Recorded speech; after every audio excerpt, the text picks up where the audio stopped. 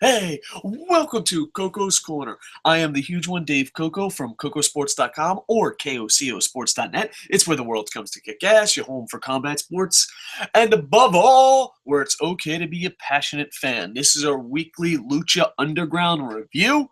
As always, we ask you win, loss, or tie. You spell win, W-I-N.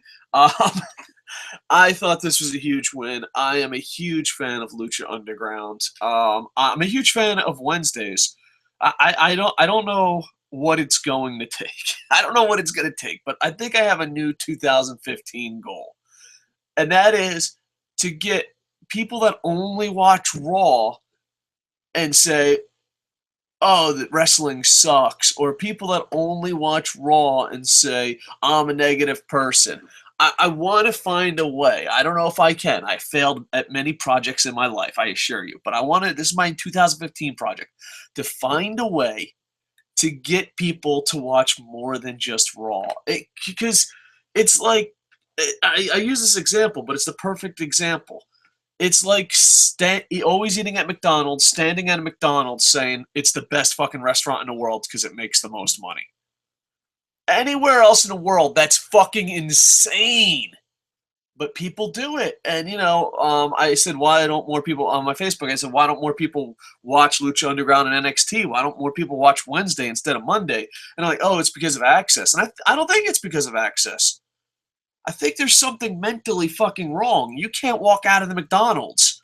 All right? I'm a fat motherfucker, and it took me a while to quit McDonald's. I travel the world, and it's like, Mommy, I'm home. And you know what? No. Eventually, you're just like, you know what? I had enough. Okay, Mommy, my health sucks, and I'm leaving the house. I'm leaving the McDonald's. Thank you, and goodbye.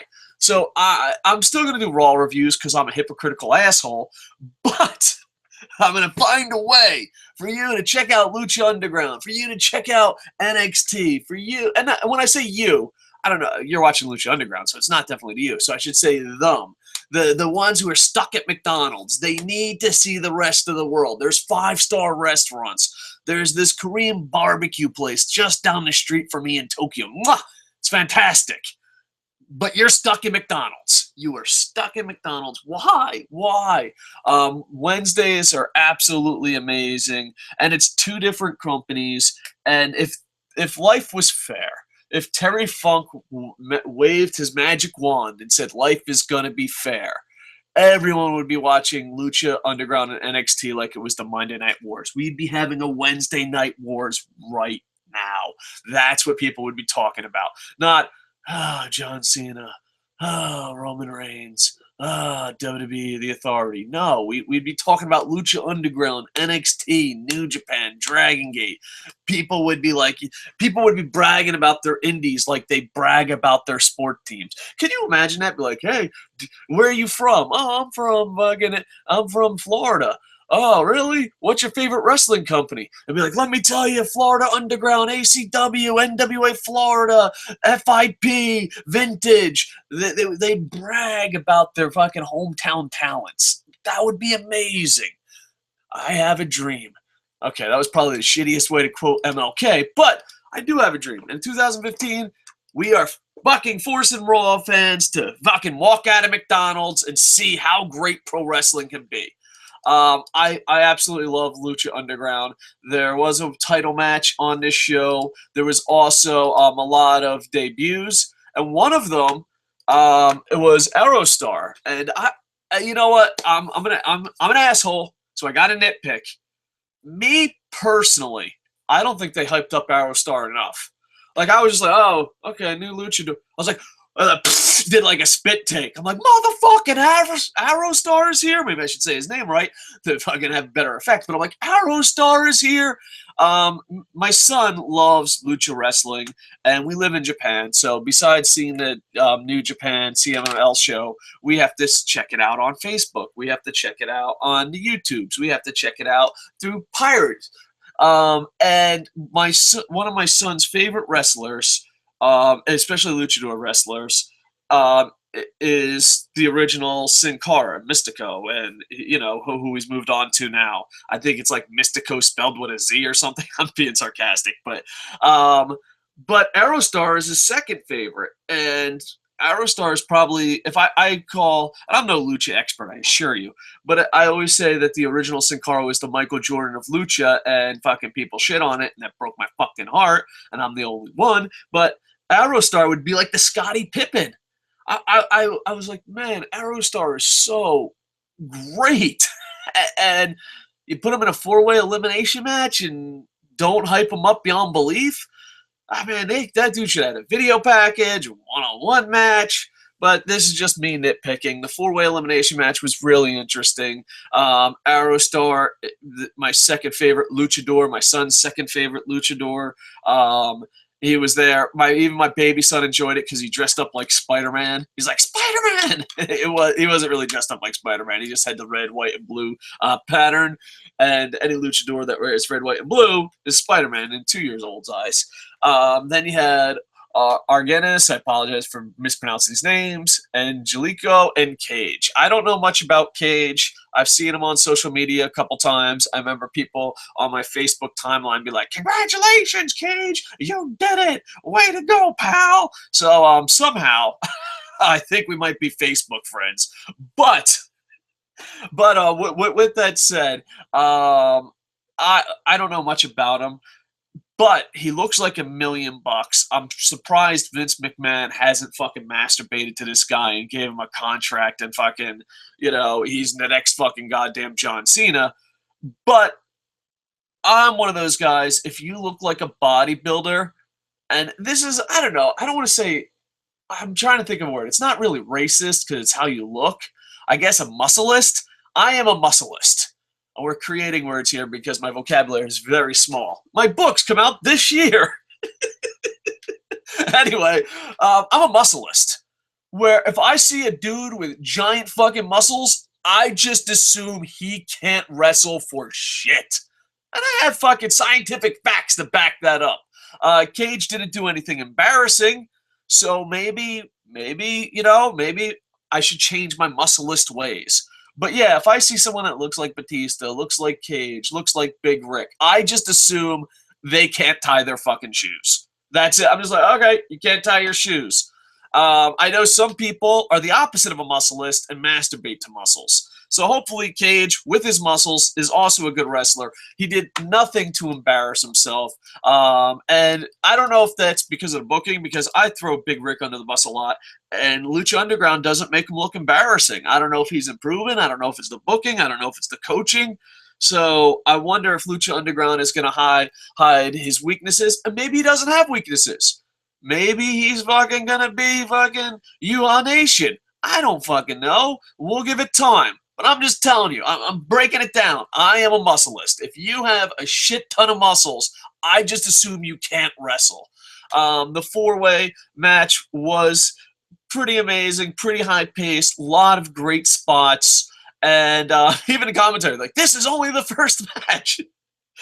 Tonight, the commentary, and I love Matt Striker more than a straight man should, tonight the commentary was decent, but it seems like they were tired or just fucking bitchy, or I don't know. One of them's supposed to be heel or face. The Matt Striker is amazing. I respect Vampiro. I'm not gonna say he's amazing, but he's getting the job done, and plus he's respected in both countries or both styles of wrestling. But tonight I was like, is Vampiro heel? Did they just have a pissy contest? The fuck is going on? Vampiro seemed a little bit off his game, or he's trying to be like JBL, and that's just as bad as being off your game. But yeah, there was moments like, what? Okay. Does Vampiro know his mic is on?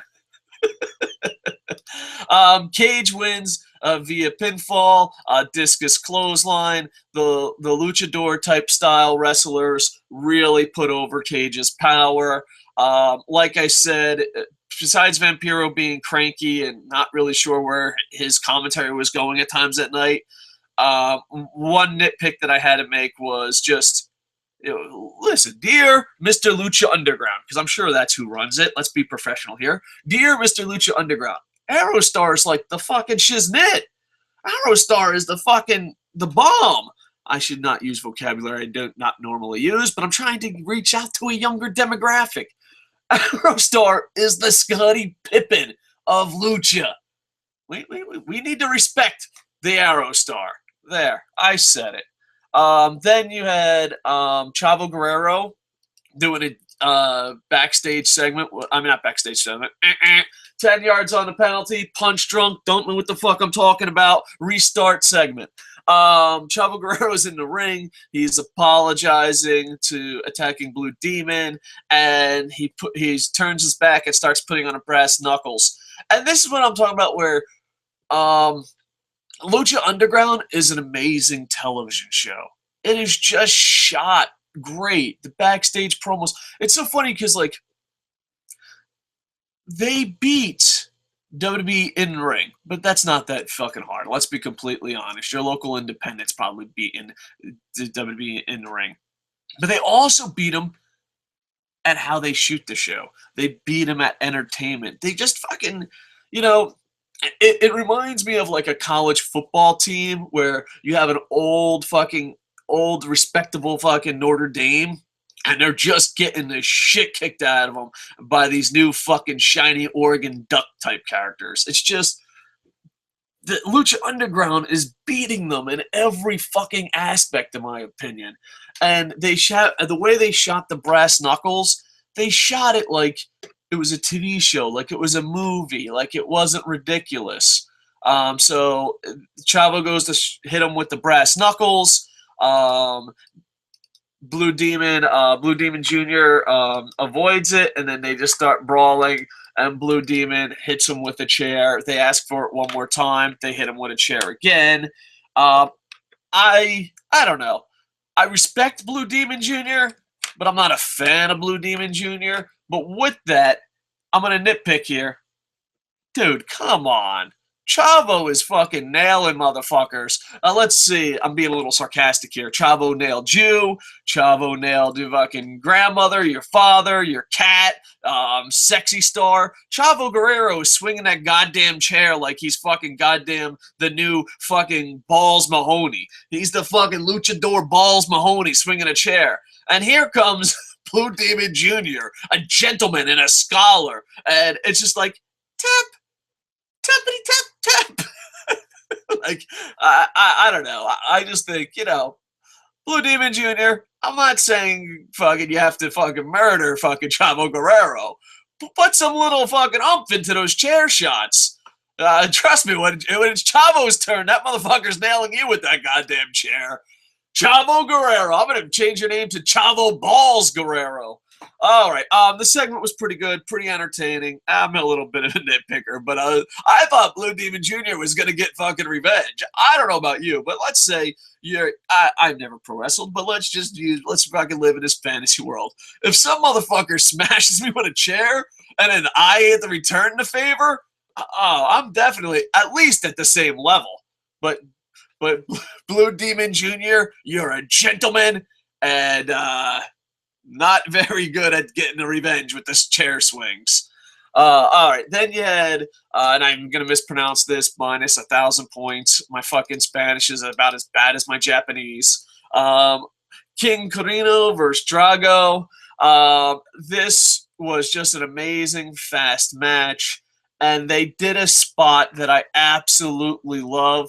And I think it was a super kick. Don't quote me on that. He super kicks him onto a table. It was a bit weak, but Vampiro tried to sell it. He's like, he's knocked out. And then Drago, you're a great luchador. You are a great pro wrestler. But let me tell you, I don't know if they fast forward that fucking film. I don't know if it was like, but this is completely off topic. If they did not fucking fast forward the film, all right, I know it sounds crazy. This is what I'm about to say. If they didn't fast forward that film, if that was live speed, and you walked up the fucking stairs that quick, let me tell you, as a guy whose fucking knees are goddamn shot, I fucking was like, holy shit, that guy's booking up the stairs. He went up the fucking set of stairs like fucking Olympic level. If there's Olympic stepping, dude, he could be a step aerobics fucking Hall of Famer. Like, they had to have sped up the film. If they didn't, my hat's off to you. Drago goes up those stairs like, I was like, holy shit, he's up the stairs. And then he jumps off the little office building that you always see towards the right of the hard cam that I believe the owner, the evil owner, works there, or that's where he just hangs out. I'm not really sure. The building layout, but he climbs up there. I'm guessing, they were saying about 20 feet. It did seem about 20 feet. He jumps off and hits the king with fucking the table breaking. It looked like he smashed his face on the ground. And if you've been to a lot of independent or a lot of hardcore matches, a lot of the jumping through the table spots always wind up with people smashing their fucking face on the ground. It looked pretty bad. It led to a double count out, and to me, it was a really good match, and it continues the storyline, and it was a great spot. It's one of those exciting spots, but it's also kind of dangerous, and from a guy that's been to a shit ton of indie/hardcore things, yeah, it looked like he fucking ate the concrete, which, is never good. They do have a Phoenix vintage. Sorry, timeout. Boop boop boop. I gotta regroup here. Boop boop. Phoenix vignette. They also opened the show with the owner talking to Phoenix, be like, "You can do this. Do it for Johnny," and he's like, "I'm gonna do it for myself." So I love the vignettes that they do on these. You had Prince Puma versus Phoenix, and it was just absolutely amazing with tons of great moves. At the very end, Puma hits the 630 and wins. I would just say it's a must-watch. I could go back and tell you they do 800 fucking flip-de-doos, and it looks amazing, but it was really good. I thought the commentary team, I don't know. I don't want to pick on Vampiro because I respect Vampiro, but Vampiro, what the fuck are you doing, bro?